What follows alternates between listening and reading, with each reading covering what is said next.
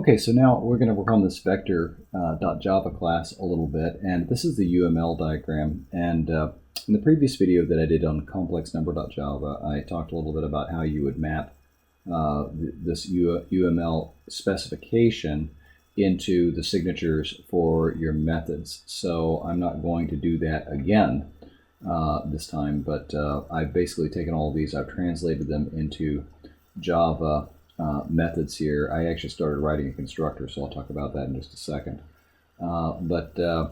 Here are the methods, and then here is the one field, okay, which is an array of doubles. That's what this means. The base type is double. This is an array of them called numbers. And so you can refer to the sheet that talks about vector arithmetic a little bit so you can understand what a dot product is. And what it means to multiply a vector times a scalar. But basically just think of a vector as a multi-dimensional, well, it's just a list of numbers basically, but they represent perhaps multiple dimensions in a space. For instance, for example, I could have a vector that indicates the position of an object in three-dimensional space. So that would have three numbers perhaps, x, y, and z coordinates of something from some zero location, some starting location. I could also have vectors that have fewer dimensions than that, 2 dimension. A one-dimensional vector isn't really a vector. I mean, I guess it is, but it only has 1 dimension, so it's just a single double. So we would actually call that a scalar, and not a vector. But a vector could also have even up to thousands of dimensions. For example, you might use vectors as a very efficient way to represent, some kind of long chains of proteins or something in DNA. And I have no idea what I'm talking about. I'm just speculating. But I know you have these long lists of things that can have just a few discrete values in DNA. So it might not be a vector of doubles. It might be some other kind of value. But in any case, many applications. The things that we want to be able to do, this is a constructor, of course, and int is going to indicate how many dimensions the vector is. I mean, that's the only use for passing an int into a vector, which is made up of a bunch of doubles, okay, to create one. So that's going to indicate the dimensionality, you see how we handle that immediately in the constructor. We have a constructor here which receives an integer, and I've given the integer a name. I'm calling it dimensions because that's really what it means. And I make numbers a new array of doubles that has that many spots for doubles. So if 3 was passed in, then I've got an array of 3 doubles that is going to be my vector. Okay, so that's pretty easy. Now, before we go any farther, there's one thing that is not included here, but I think actually is going to be important when we get to something like a dot product. If we want to do any kind of error checking or something like that, and you don't strictly have to do error checking in like a classroom assignment like this, unless someone says, "Hey, be sure and do some error checking," right? But I'd like to verify certain things. Like for example, the dot product of 2 vectors that were not the same dimension would not really be defined. And there are a lot of ways you could handle something like that. You could just refuse to do it and let your program blow up. You could try to do it and let your program blow up because it's trying to go past the end of one of the vectors. You could just kind of gracefully but silently fail, which I think is what we're going to do in this case.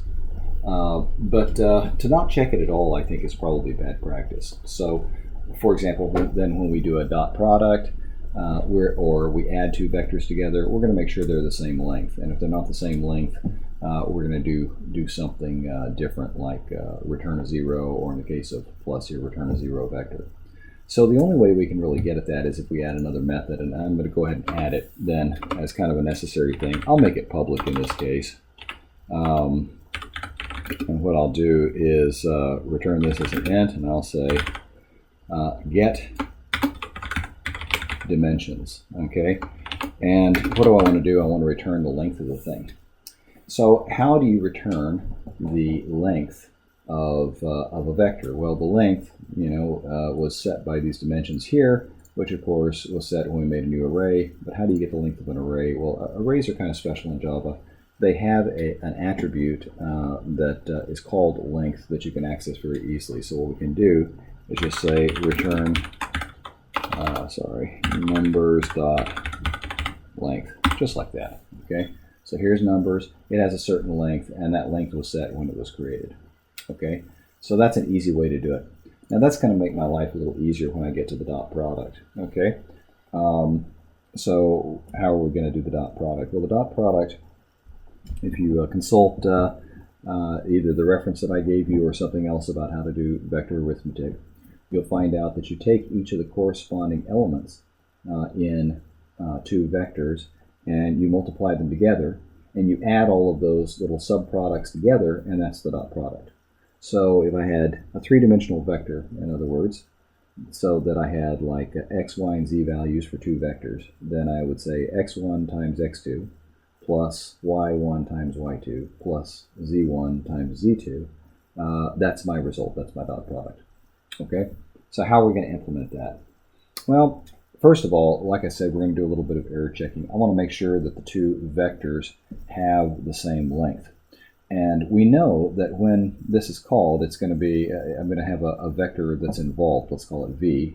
Okay, and maybe I want to get the dot product of v with another vector w.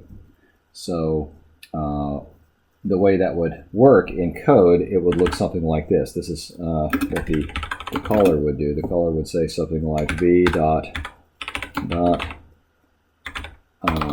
product, right? I can't spell. With w, okay, and of course that's going to be a double, right? So maybe double dp equals v dot product with w, where w is some other vector. Okay, so that's what the call would look like.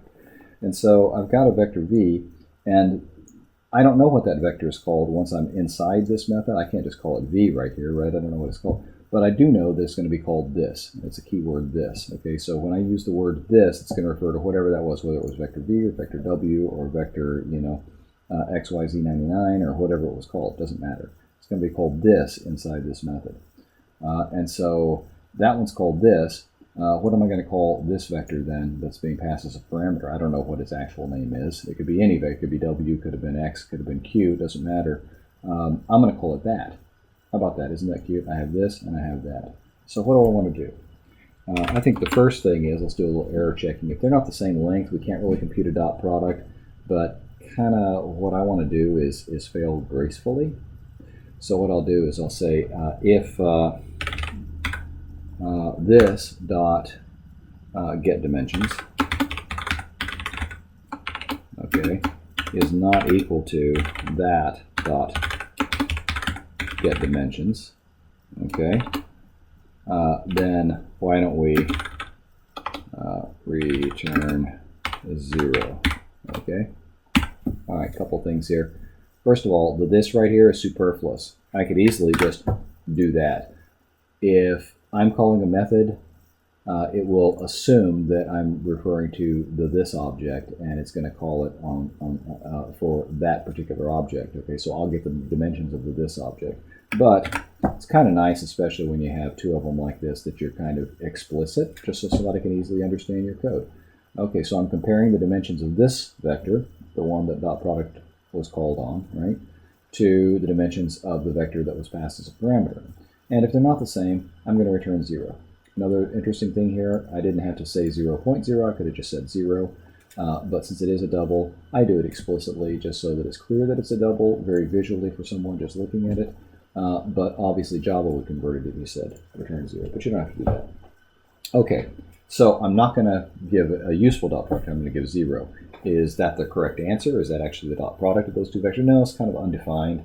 I could try to return undefined, or maybe throw an exception, or do a variety of other things that we might learn about later but in this case, let me just fail gracefully.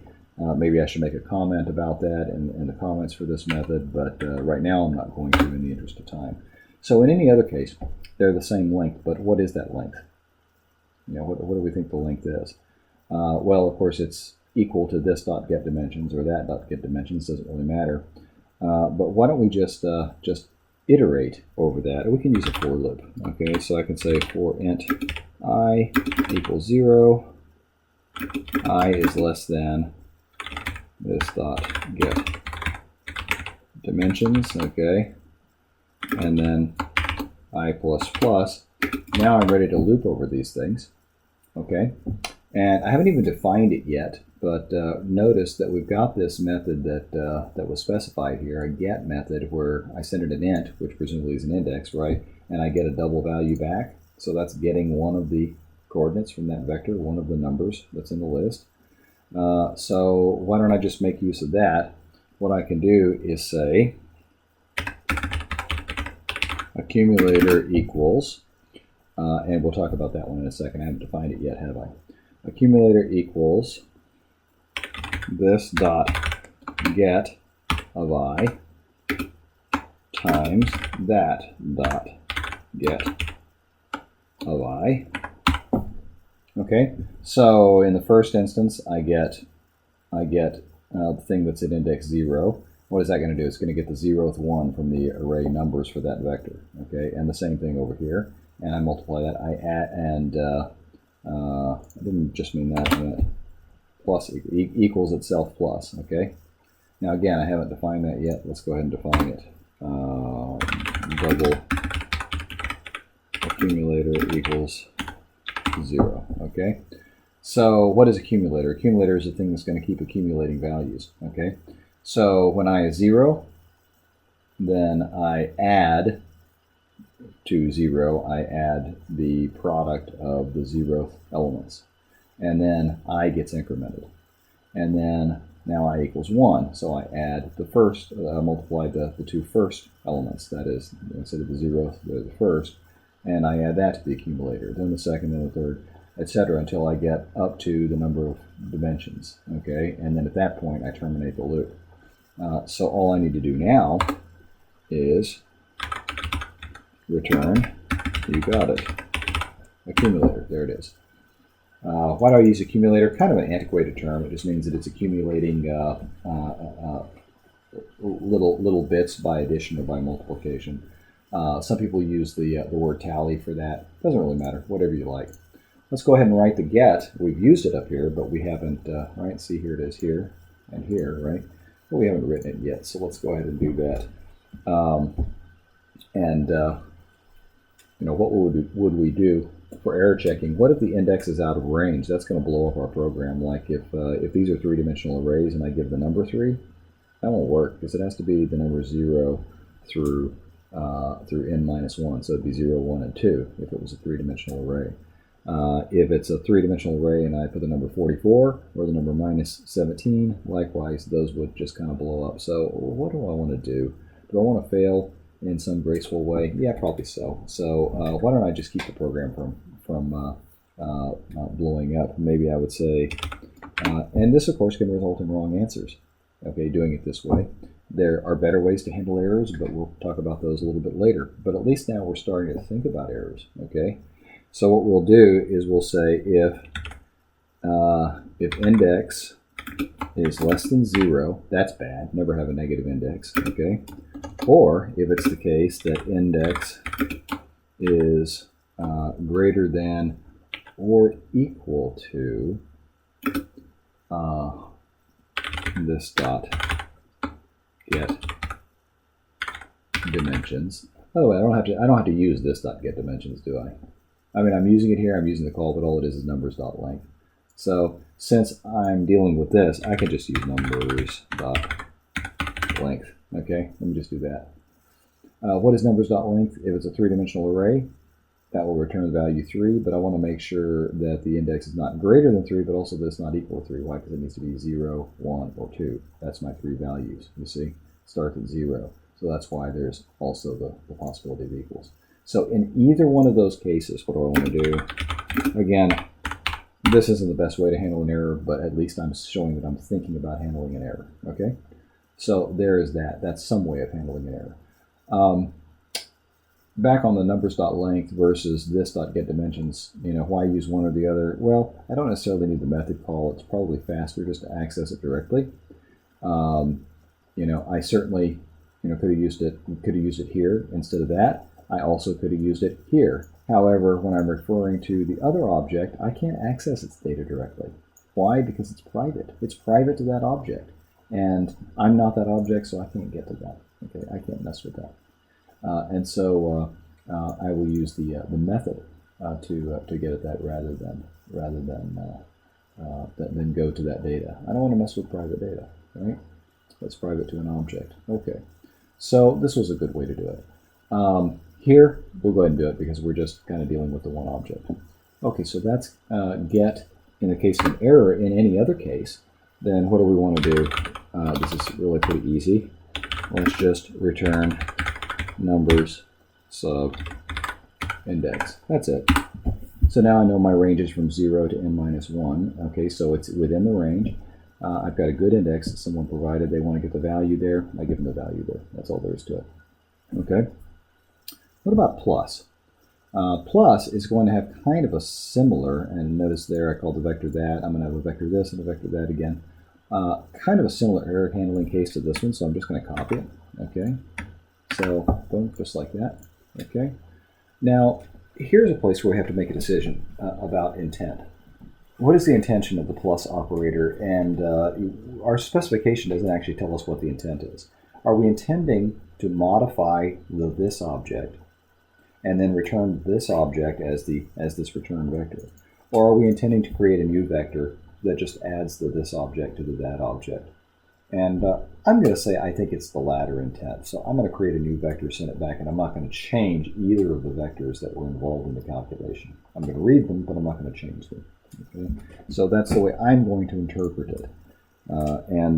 Again, when you see an ambiguity like that, you probably want to at least make a comment in your source code before you turn that in, saying, here's the way I interpreted this.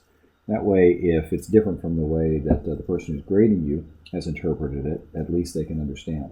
Or the other possibility, of course, is ask whoever's going to be grading it, hey, what does this mean? Does it mean this or does it mean that? But so what we're going to do now is for plus, how does vector plus work? It's really easy. We take each of the coordinates of the vector and we add them separately to make the coordinates of the resultant vector. So again, their dimensions have to be the same in order for that to work. So we've checked that, and if not, then we return. Oh, look, we can't return just 0, right? We really have to return a vector, don't we? So what's the equivalent? Since a vector is an object, it's not a number. What's the equivalent? I'm going to return null. That is a null object. In other words, you asked for a vector back, but you gave me, 2 vectors that couldn't be added together. So guess what I'm going to do? I'm going to give you a nothing in return. And so we'll require the calling program to deal with that case and to make sure that it actually gets a vector back rather than null. If not, then there's been some error there. Again, is this the best way to handle an error of this kind? Probably not, but it is a way, and we're just going to show that we are thinking about the kind of errors that can occur if someone passes us bad parameters at this point. So let's go ahead and add these vectors together. Now this is going to look a whole lot like something like this, in as much as there's going to be a for loop. So you know what I'm going to do? Very simply, I'm going to go ahead and drop a for loop in here. Now the next thing is, I know I'm going to need a vector that's going to be my return value, right? So I'm going to say vector, and what should we call it? When we're adding 2 things together, we call the result a sum, right? So I'm going to call it vector sum equals a new vector, and we've already checked the dimensions.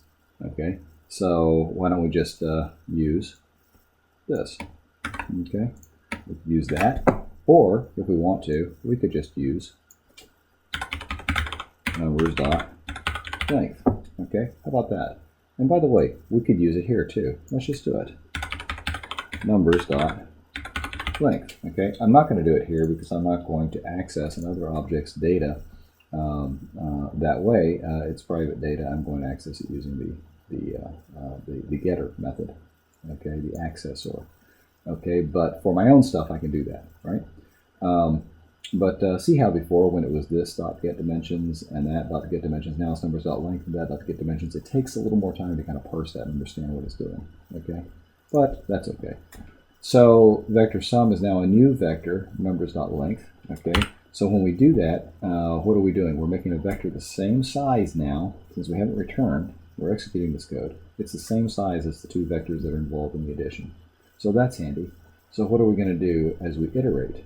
Okay, and what are we going to do here? Let's just make this numbers dot length again. Why? Just because we can. So basically we're iterating over the length of the vector, and what do we want to do? What we want to do is we want to get the value for I from this one and that one. We want to add them together, right? And what do we want to set equal to that? Equal to that value. Watch this. What we'll do is say sum dot, look, it's right here, set. Set, and what does it take? It takes an index, in this case I, and it takes a double value. Well, this is a double value, and it happens to be the sum of those two. Okay, step back and take a look at that. What are we doing?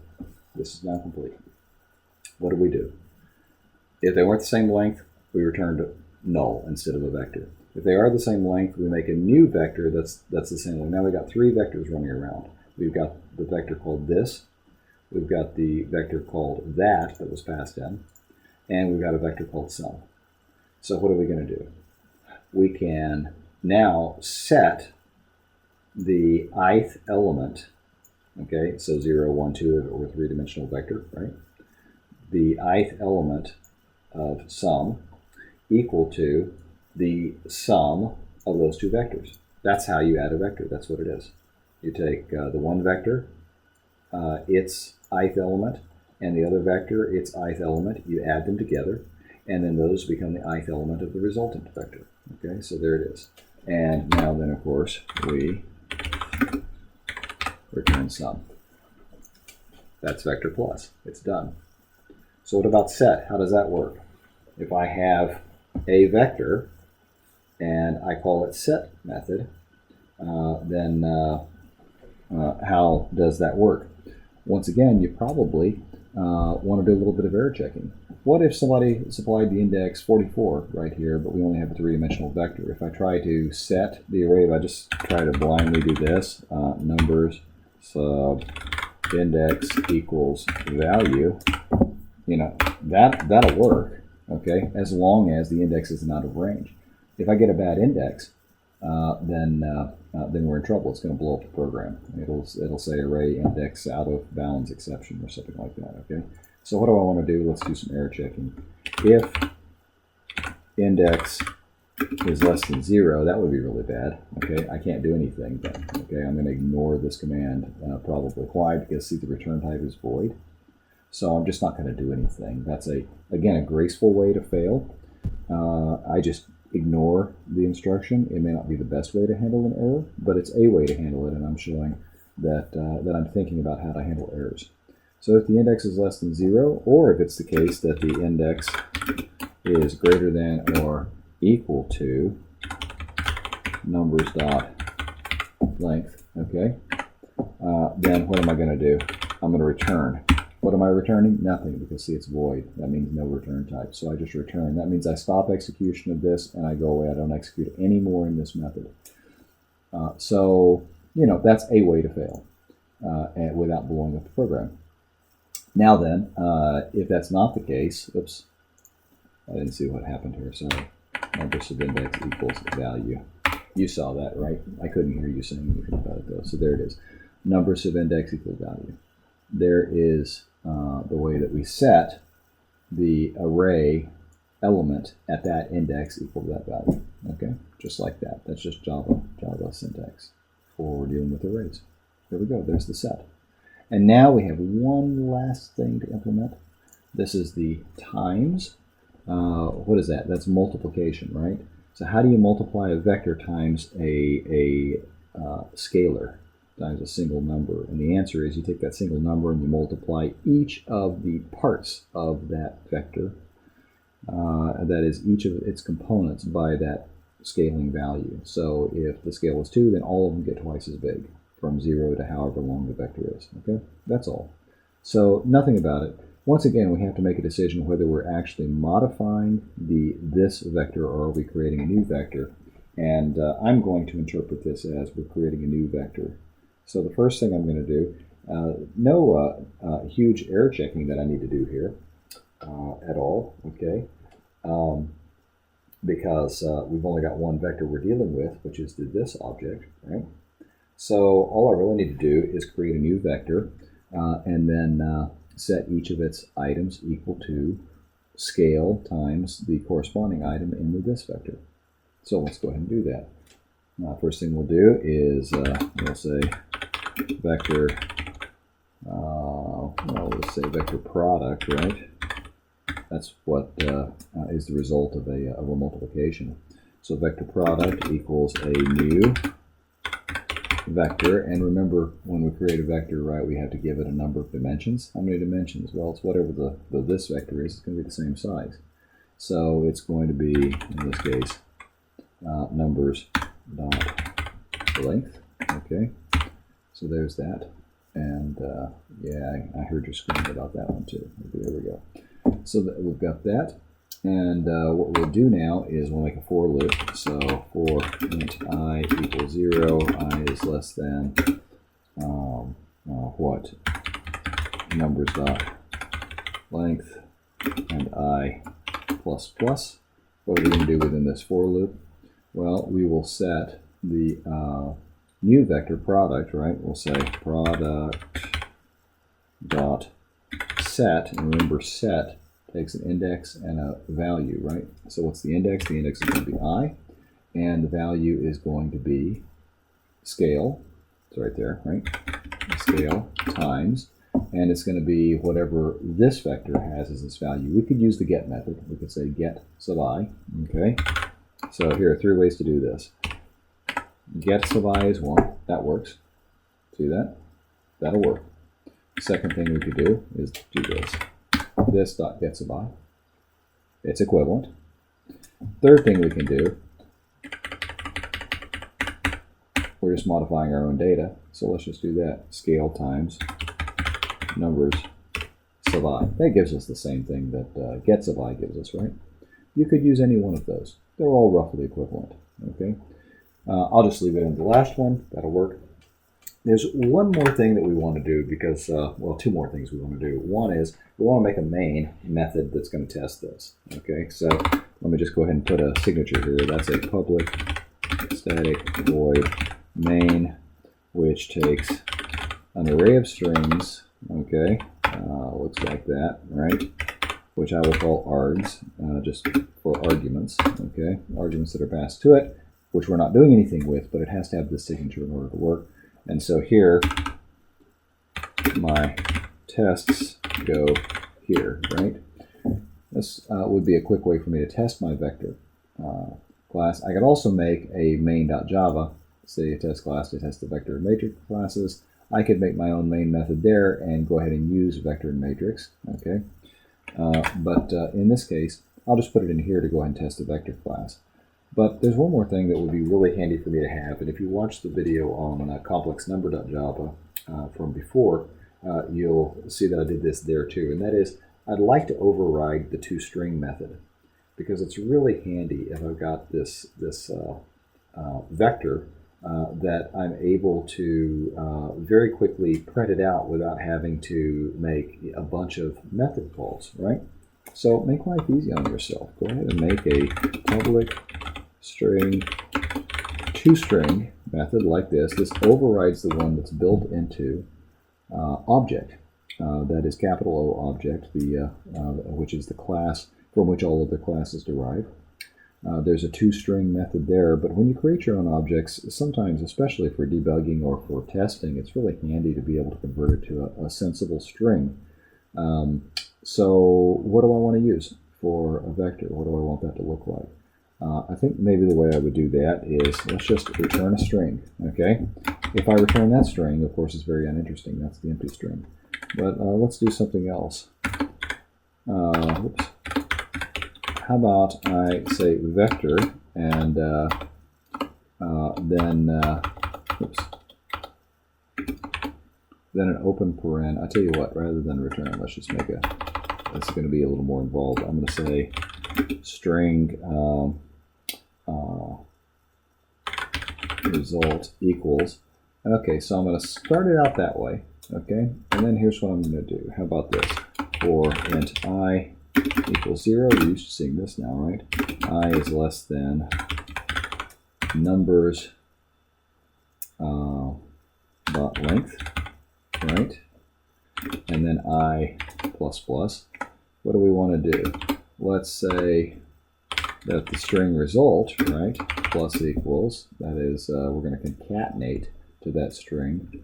How about we go ahead and concatenate the value of numbers sub I, okay? And yeah, I think that'll work. I think it'll automatically convert that to a string. We'll see. And then the other thing I'll do is result. How about we, after that, go ahead and insert a comma and a space after each of the numbers, okay? And then at the end, I can say result, we want to concatenate to that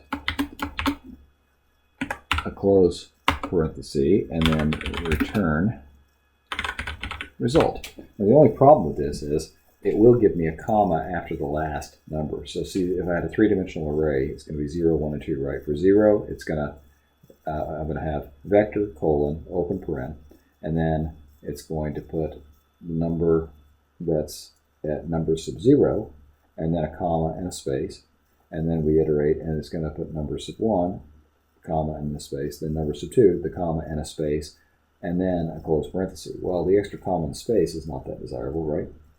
So let's just say this. If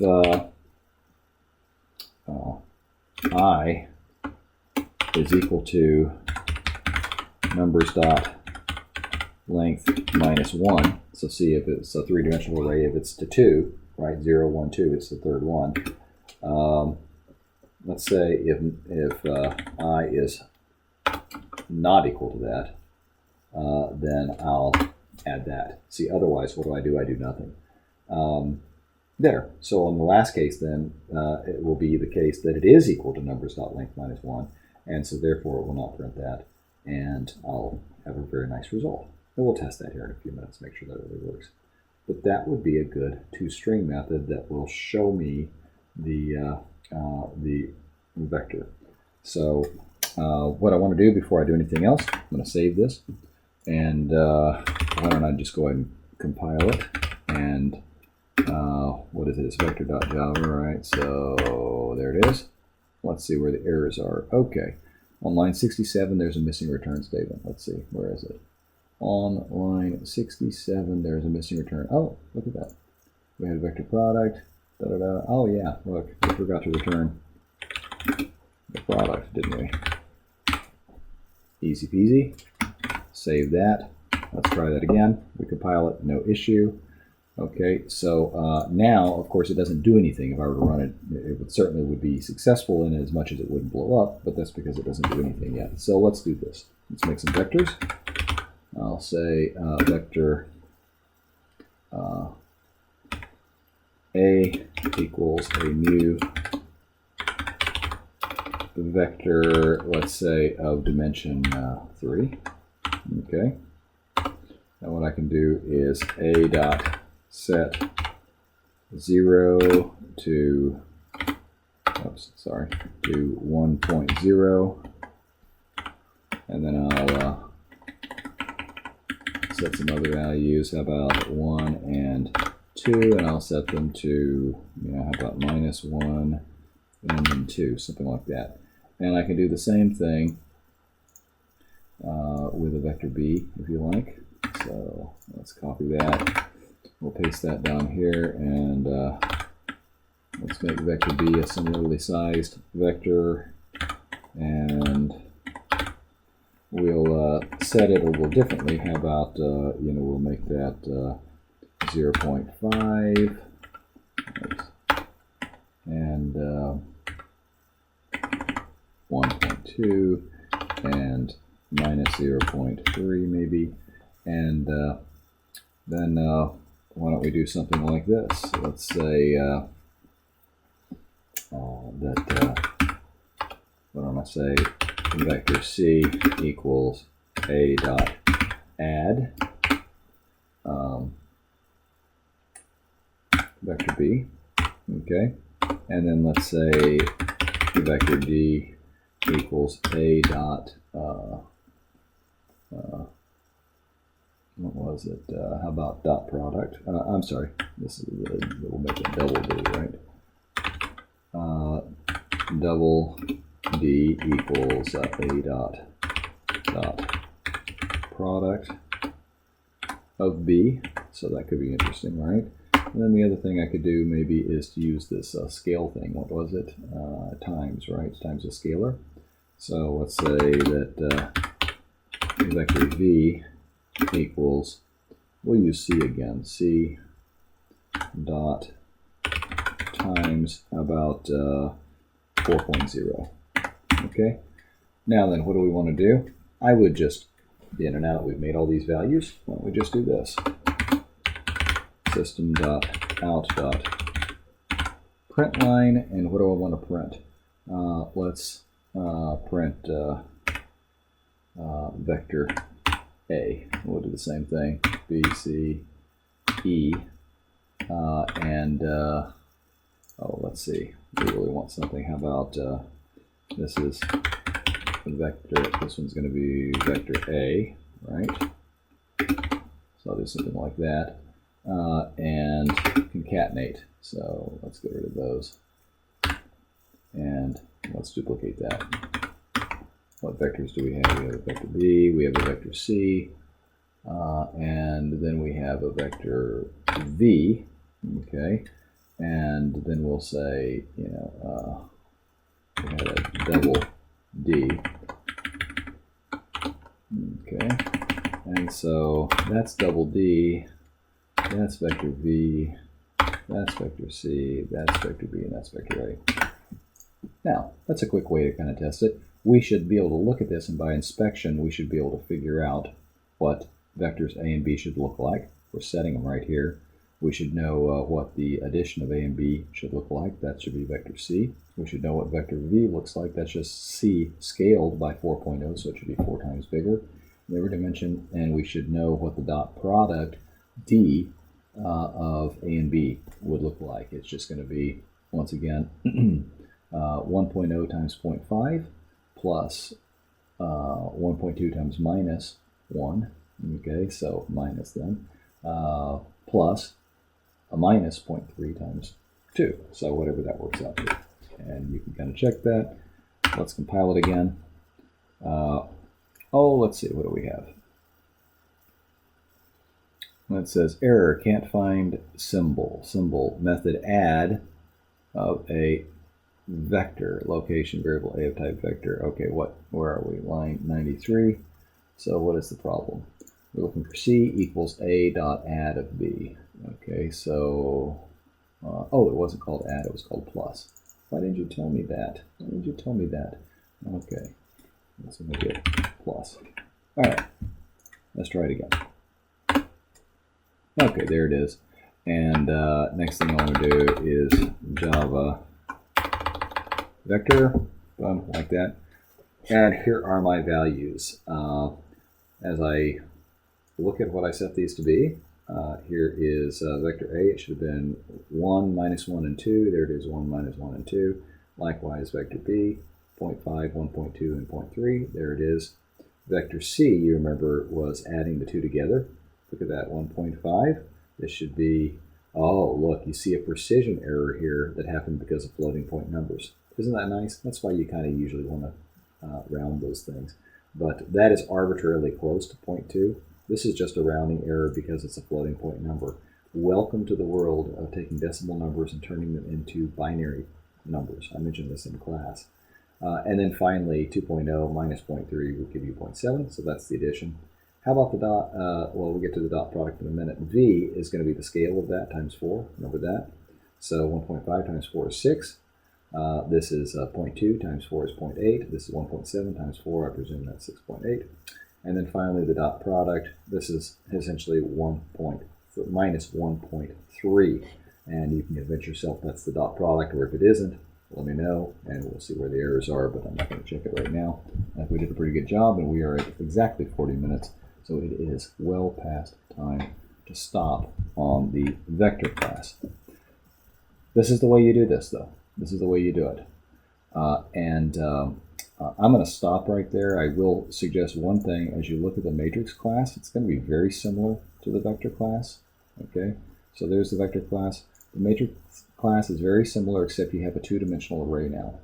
And that means, by the way, that oftentimes your loops are going to be nested loops. You're going to have a for loop inside a for loop for some of this stuff.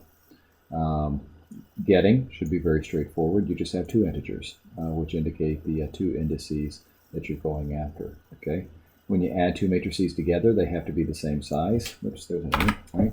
They have to be the same size, you just add them. You know, whatever's at row 0, column 0 gets added to whatever's in row 0, column 0 of the other. I would make another matrix the same size. Setting a value, that's straightforward. These are, of course, the ones that are kind of interesting. Times with a vector argument, times with a matrix, times with a double. The double is really easy. You just take each of those things within the two-dimensional array and multiply times the double. So just like what we did with the vector, it's just in 2 dimensions now. But the matrix and vector are a little more involved, but that's why I kind of walked through what that looks like in the little 7-page document that I uploaded. So you ought to be able to take a look at that. I think you can kind of work it out. But take some time. I'll give you all over the weekend to get this done, and just have fun with it. I think your Java will get better, your debugging skills will get better, and you'll come a long way if you're able to get through that on your own. And if you're not, never fear. There is help at hand, and feel free to shoot me a note and say, hey, I'm really having trouble with this. Here's what my code looks like. Can you help me? And guess what? I will help you. All right? Have a great balance of the week, and see you all before long.